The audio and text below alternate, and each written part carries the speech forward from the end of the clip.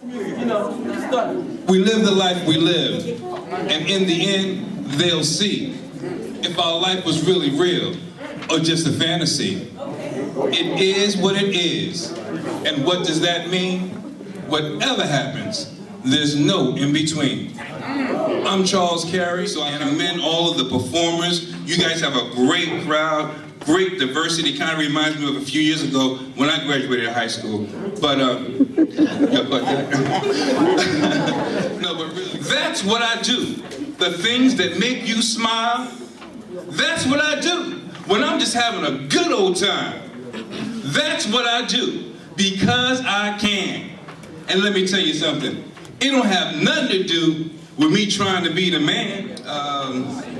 There was a time when I didn't have no one, didn't have no love.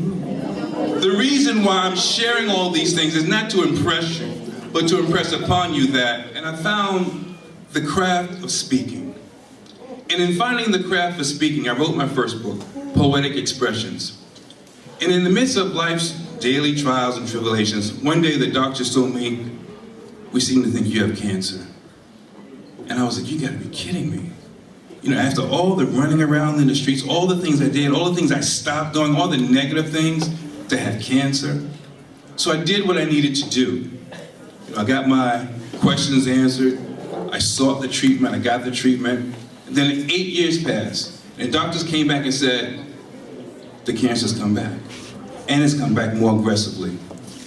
And I just couldn't believe it. I mean, I thought I was over this, I'm doing all the things I'm supposed to do, and that caused me to work on my next project. It's called Courage Facing Mortality. Courage Facing Mortality talks about the challenges and achievements of life.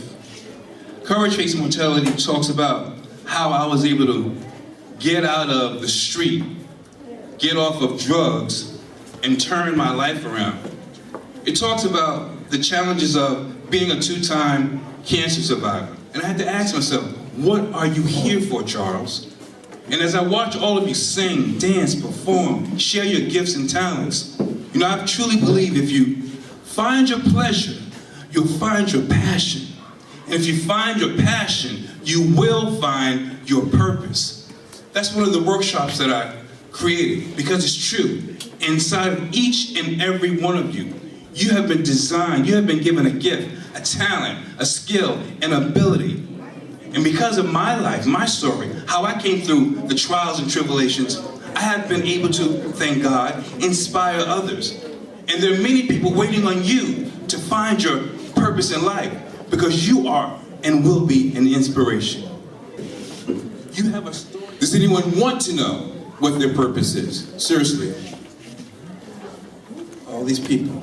Okay. Well, if I give you a tip or a hint, that's going to help you. And you can no longer use the excuse, I don't know, I didn't know, I never thought of that anymore. I'm going to give you a tip on how to tap into your God-given talent and your God-given purpose. What is the thing? This is the question. What is the thing that you talk about more than anything else? Serious stuff. Don't answer me. The answer goes to you. What is the thing that you talk about more than anything else? And when you talk about it, you light up inside.